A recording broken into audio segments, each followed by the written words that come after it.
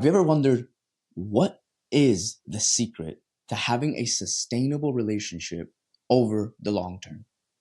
Why is it that, unfortunately, as of today, 48% of marriages end up in divorce? What is going on that we as a society and as a species can't seem to maintain a long-term relationship? Now, what's telling is as we take a look at the second and third marriages, the statistics don't get better, which is interesting because typically you would think the more you do something, the better you get at it. Not the case with marriages. It says second marriages, 60% of them end up in divorce. Third marriages, 73% of them end up in divorce. That's, of course, as of recording of this, which, man, I hope that as we go on, those numbers drop.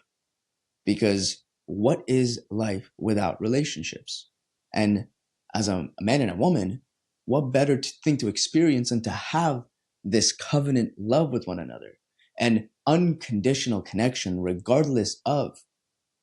And I think this is where we start to see the impact of what technology is doing, of what the lack of commitment is doing. At the current present age, commitment is lacking. And I'll say for myself, we as men are lacking commitment. So to all my men out there, this is a call to step up. This is a call for us to actually commit to the woman that we're with, not going around one to the next, expecting for things to get better. Because if we take a look at the statistics, the last thing you want to do is end up being one of them. We as humans are patterns. So what we see through the numbers, we start to realize that most people don't ever shift up who they are inside. They're just changing their outside. Now, changing the environment does have an impact in us transforming who we are inside, but it doesn't work that way. If we're looking for sustainable long-term results in life, we need to first change inside. We need to take what's going on internally. We need to shift it up. And from there, the external starts to shift. Because again, if we look at the statistics, it doesn't matter. One marriage, second marriage, third marriage. The number is going higher on divorces, not lower. It's because we're not shifting the internal habits, the behaviors, the mindsets. And in today's conversation, we're going to explore what could be some questions you could be asking yourself. The level of questions you ask is going to give you the direction and what you look at. So if we can be mindful for what are the questions we're asking ourselves as we go through life, it's going to support us in deepening our relationships, particularly the long-term relationship. As of the recording of this video, tomorrow is Lauren's and I's 4 years being married. That's a long time. We've been together for a little over 10 years now. And looking back on our journey, I don't know how we're still here. By the grace of God, we've made it this far. And also by his hand, we've been able to sustain it. And now by his being the foundation, now we're going to be able to live this marriage till the rest of our lives. But it wasn't always like that. There was a time period when Lauren and I were completely disconnected. A time period when I would lay down next to her, but it felt like I was miles away. A time period where we would go out to dinner and there would be no connection, no communication. It was very clear, it was very bland, it was empty. Times when we would hug and it was like I was hugging a chair. It wasn't because of her, it was because of me. I was dead inside. I was lacking internal drive. I was lacking purpose. I wasn't present with the things that actually moved me. I was allowing external vices, distractions to be the focus of my being. And because of that, I couldn't be with another person. That wasn't a relationship. It was an excuse to be with somebody, but it wasn't a relationship. Now, thank God, we were introduced to modalities and technologies and tools that equipped us in being able to create a relationship that is actually now standing on solid ground and is sustaining. That is not to say we're not going to go through challenges. Of course we are. That's going to be part of the journey. To expect lack of challenges in a relationship is to expect to live without breathing. You can't. It is part of growth. In fact, the only way you can build a muscle when you're working out is if you tear the muscle. There needs to be a tear in order for strength to be built. What makes us think that in relationships it's any different? What is different is just like when you start working out, you become sore. It's much harder to work out in this first couple of days when you start getting sore. In a relationship, the more that you overcome challenges, the easier it is for you to overcome those challenges. It becomes much easier for you to come across a conflict and be able to take a step back and actually move through it in a powerful way, not allowing it to hold you back, not allowing the relationship to go down the drain. So as we take a look, relationships, what is lacking in relationships that causes this 48% in marriages to fail off of the first one, 73% off of the third one? Why is this the case? And it's very simple. You can take a look right now in your life. We're going to explore this together. What do you think in relationships is missing that has this level of connection show up? When I take a look at my own experience, the number one thing that pops up is a lack of presence. I wasn't present in my relationship. And because I wasn't present in my relationship, it required something or someone else to come into the picture and be able to fill what I was supposed to do. Because I was also lacking presence in myself, I was turning to other things that were giving me temporary pleasures, but not permanent satisfaction. The lack of presence is one of those things that you women out there listening, you guys are insane. It's amazing how a woman can tell when a man is not present with them. I've experienced it time and time again. When I'm here with Lauren, we're having a conversation, something catches my attention, and she knows right away. A simple flicker of an eye, a simple switch of body language, women can tell this lack of presence. Now, this is a really important aspect to keep in mind with relationships because that is all women want. Women are looking for somebody that's going to be present with them regardless of. In fact, women are going to test us as men to make sure that we actually are committed to the presence that we are promising we're going to give them. Now, they do this unconsciously and subconsciously. Sometimes you do it consciously, but for the most part, it's totally unconsciously. And I get it from a instinctual level, from a tribal level. This is what needed to happen. The youth needed to be tested to make sure that he was actually ready to take on his dame, his love, his concubine, the woman he wanted to be with. Not concubine is not necessarily the right word, but his lover. He needed to get tested in order for him to actually be accepted by the woman. It hasn't changed. We still get tested. We're going to get tested. So again, to all my men, the lack of presence is going to be a determinant factor to your woman feeling disconnected. If we can practice that level of presence, we're going to be able to bring a different level of connection to the relationship. So that's one thing that from my perspective is missing in relationships. Second thing, lack of acknowledgement. Too many relationships go on without one person acknowledging the other's actions, behaviors, emotions. Without this level of acknowledgement, it's going to be very easy for the other person to feel like they're being overlooked, disrespected, not seen, not felt, not heard.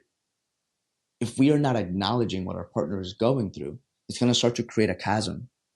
The more that we go through life without acknowledgement, the bigger the chasm gets.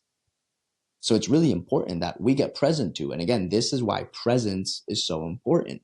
Because how could you ever acknowledge your partner if you are in la la land when something's going on? As we come across conflicts and challenges, we sometimes withdraw. We all have our own ways to deal with conflict. When we withdraw, maybe you've seen this for yourself. It's like you're starting to go into a heated conversation and out of nowhere, your attention now goes completely somewhere else. It's like you can't even hear what the other person's saying. You just withdrew. You literally just acted like a turtle and went back into your shell. There's nothing wrong with that. It's just a behavior that you learned at some point in time in your life. It doesn't have to be the way in which you continuously have to live your relationship though. Because again, consider what it would be like to live a relationship with a turtle in its shell. It's silly, but you get the point. You get the point. If we are not able to be present, it's going to be really challenging for us to be able to acknowledge our partner.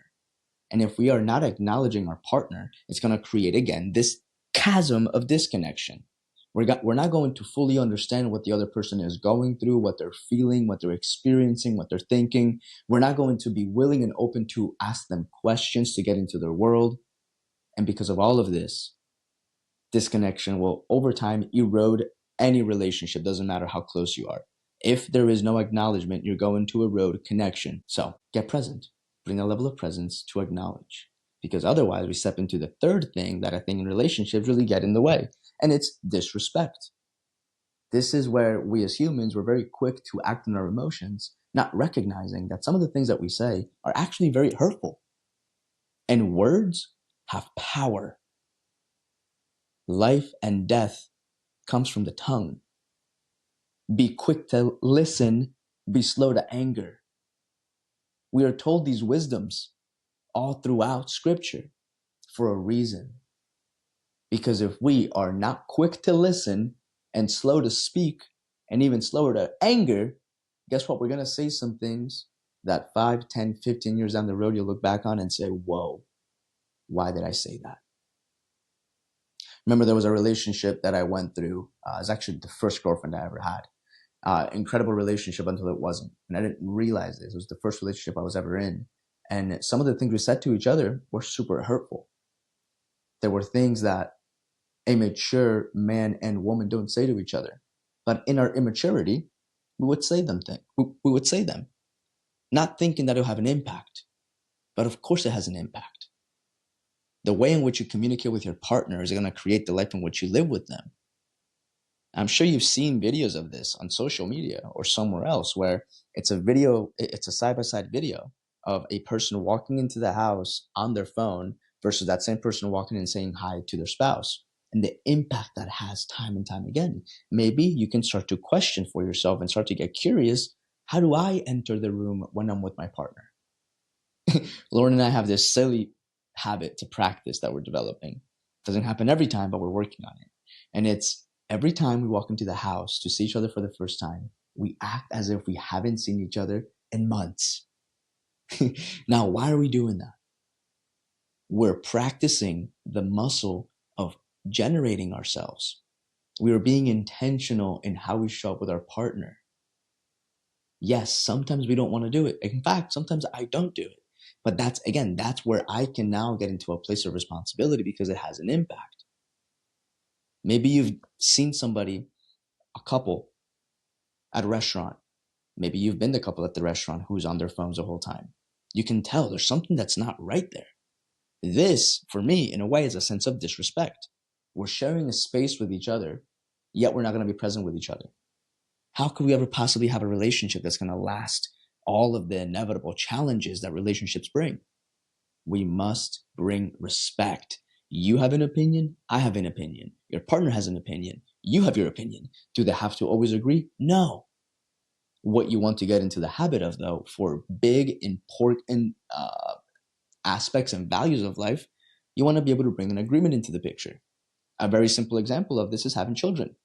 If you're with somebody that doesn't want to have children and you do, well, maybe there's something there to look at. Maybe that person is dealing with some trauma that they got to overcome and work through. Maybe that person really doesn't want any children. And maybe it's on you at that point to choose wisely. But if, let's say, just leave it there with that, you must bring alignment into your values, which brings it into the fourth thing that I think creates a really big chasm in relationships, which leads to the erosion of connection. And it is not being aligned. This is right in line. If you are not aligned with the person that you're going to be spending the rest of your life with, how could you ever actually be there continuously, consistently through the ups and downs that relationships bring? It's going to be very challenging. It's going to be really hard. It's going to wear you down. Maybe you'll stay with the person, but what is going to be the quality of the relationship? Will it be an extraordinary relationship, or will it be a relationship in which you're dull and maybe the weekend is the excitement, but everything else goes down the drain? No connection, no fire, no passion. Again, this can be an okay relationship, but will it be sustainable over the long term? You then add the normal stresses of life, like children, like home, like emergencies throughout life. If there's no passion in the relationship, it's going to make those things way more challenging to actually go through.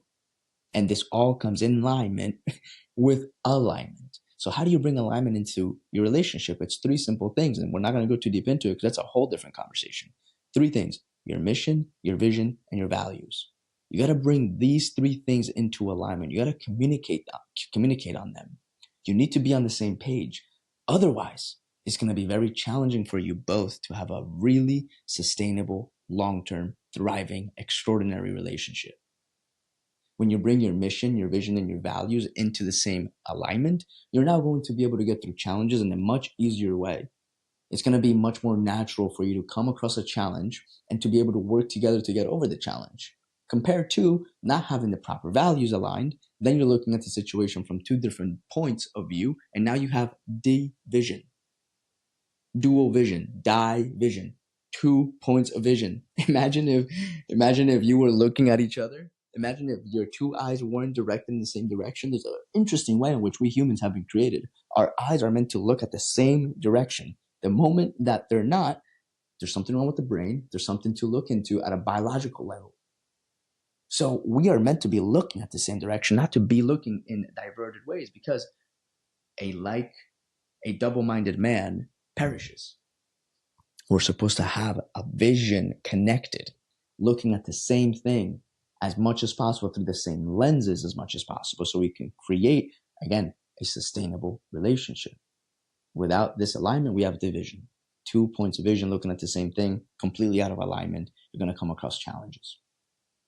So if you take a look, those 4 things are really pivotal in being able to create a level of connection with your partner. Now, in order to be able to overcome those 4 chasms, those 4 blockers of love, questions are a really easy way to start to look at how do we solve the challenges and problems that we're going through in a relationship.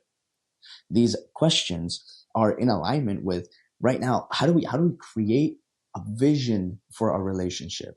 These questions come from the Vision Retreat guidebook. Jimmy and Karen Evans, phenomenal.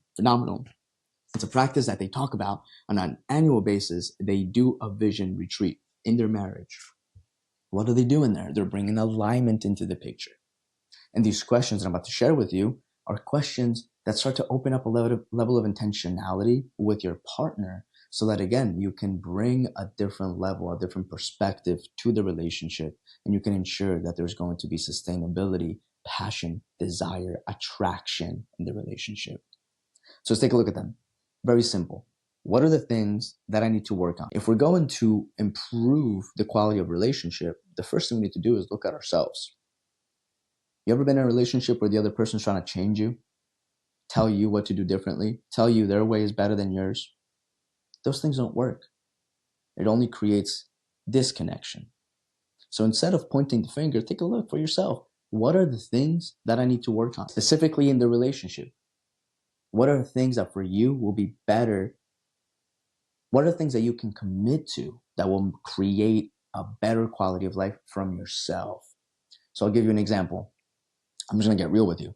One of the examples for me in this point of things that I need to do is I need to pursue Lauren more. It's really interesting. We as men, the moment that we have gotten our prize, being the woman, it's the moment that we stop trying for it.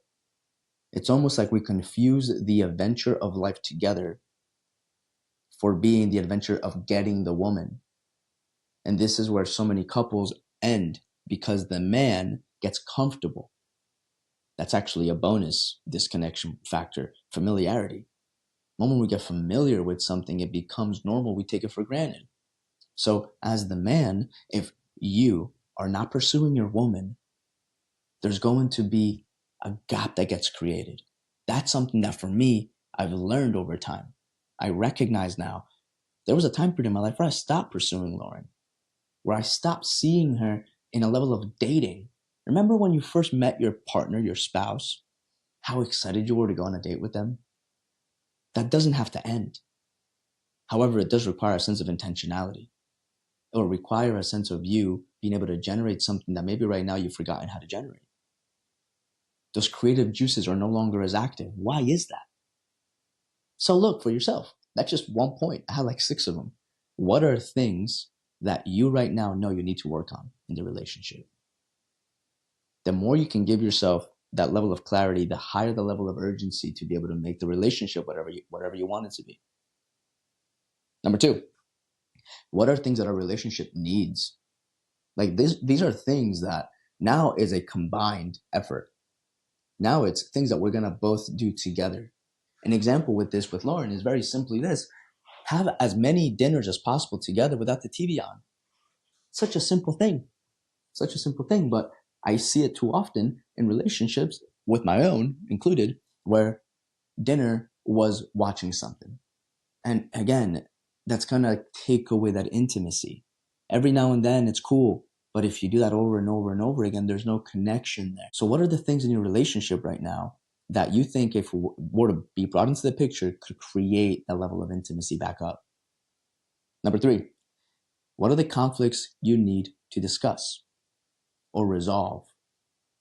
Now, you could also look at it this way. What are some disagreements that we have that we just haven't really worked through together? These are going to be really important, because these conflicts that are not spoken of over time become mountains. And they could be something super small, but if it's not communicated and if it's not resolved, it's going to create a level of disconnection in the relationship. And again, the cliche saying, it's actually really a proverb. It's the last straw that broke the camel's back. It obviously wasn't the piece of straw that broke the back, but it was so much compounded weight that this one little hay broke the back. It's a similar idea in relationships. If we can really get present to what are the conflicts that we're dealing with that we haven't actually communicated on. One of the key ones that we are working through still to this day is finances. For some reason, finances for us has been a continuous journey of growth. And I believe it's going to continue to as we continue to expand. I'm not shying away from it, neither should you. It's being mindful for what are the conflicts here? What do we disagree upon?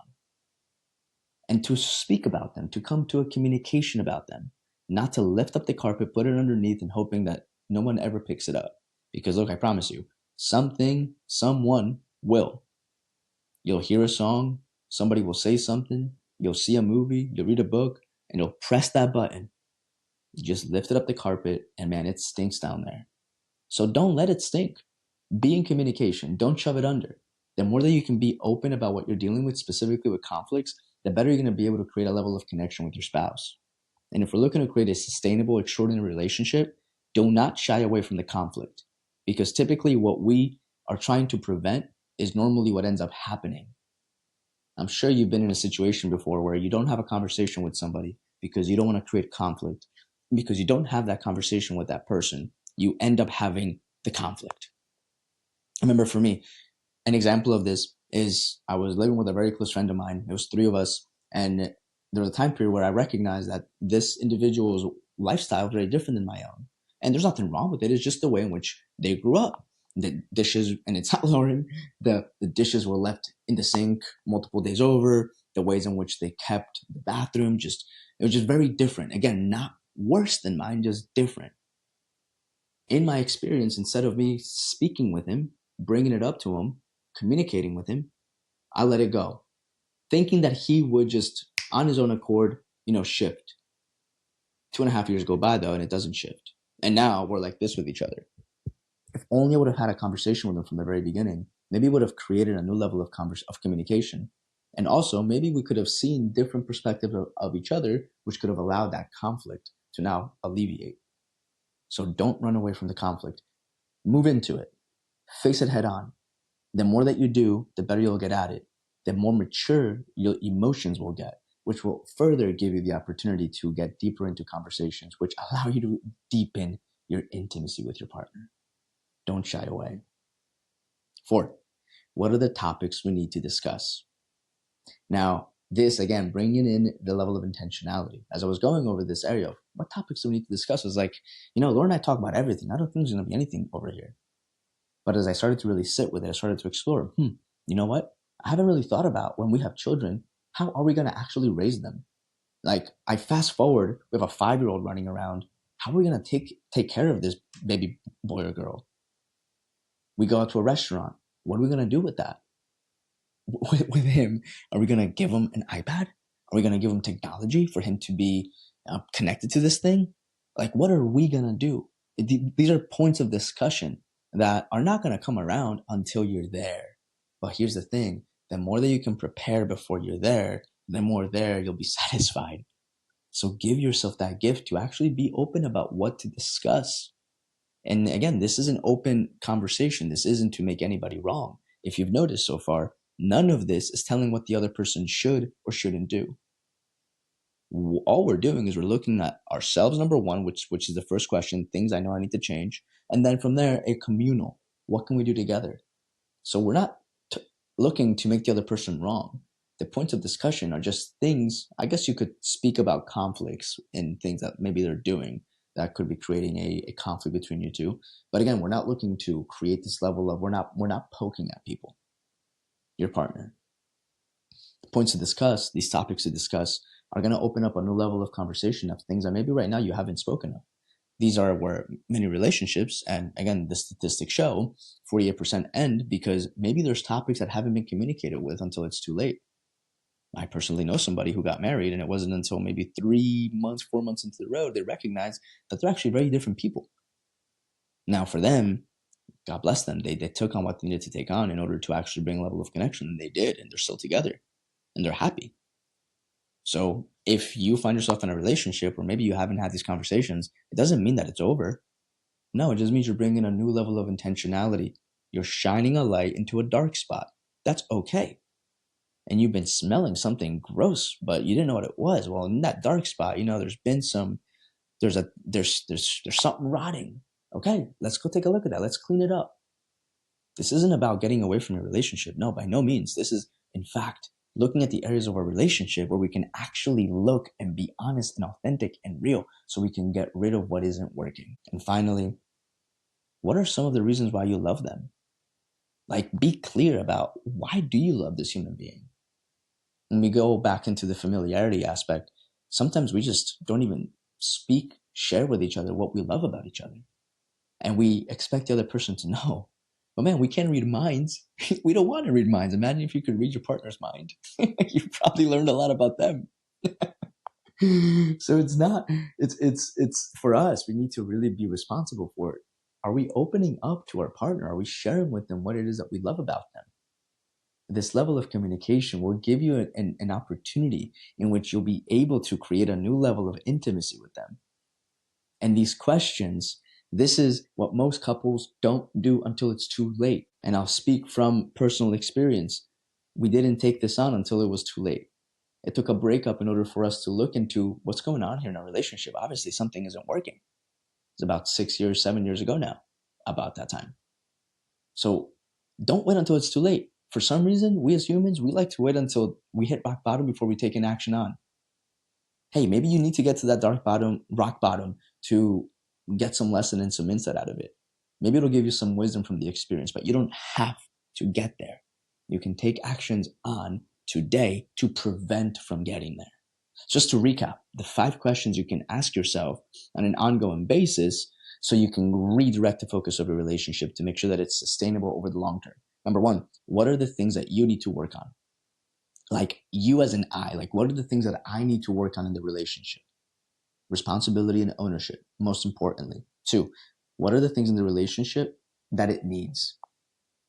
What are the things the relationship needs? This is going to give you an opportunity to look at a communal level now together as you're speaking about this. What does it need? Because maybe what you think the relationship needs, maybe the other partner doesn't think that you need it. And maybe that right there, it gives you an opportunity to look, oh, no wonder why I'm not feeling connected.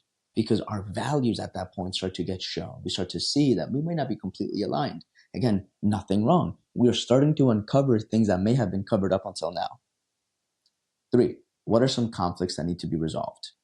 What are the challenges that we're going through that need to be resolved? 4, what are the topics that we need to discuss? These are things that you take for granted because you live together, you're together, so you don't have to talk about them. But if you allow for life to go on without intentionally speaking about something, those topics can become mountains. Those small antholes become huge hills, and now it becomes much harder for you to get over them.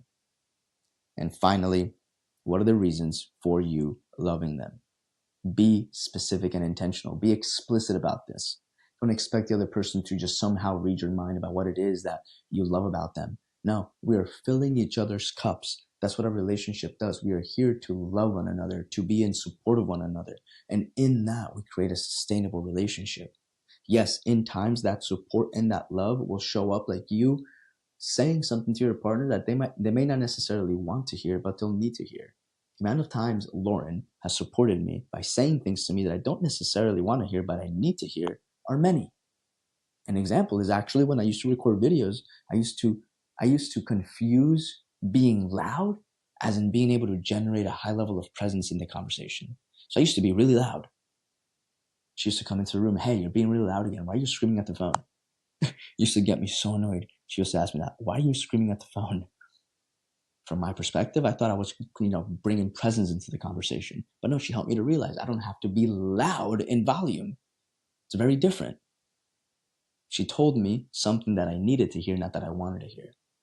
And in this, we create a deep level of intimacy. So if you're looking to not be one of the statistics, 48% within the first marriage, 60 over the second marriage, 73 over the third marriage, then look at these questions. Look at the areas that we spoke of in the beginning of the video. You can go back and watch it over again and understand that these areas are typically not taught. These areas are typically really overlooked because for whatever reason, and it's up to us now as leaders of tomorrow, today, to take the actions on that will build a long-lasting relationship, because your children are going to learn exactly what it is that you do, and guess what? They'll duplicate exactly what it is that you do. Thank you for watching. If you find value in this, share it with somebody else. And if you're liking the content so far, go ahead and subscribe to the channel, and any comments, give them to me. I'm looking to improve on my communication. I'm looking to improve in the topics. If you have any ideas that you want to talk about, go ahead and put them down. And if they're in alignment with me and who I am, I'll talk about them. If not, then I'll let you know. Thanks. See you soon.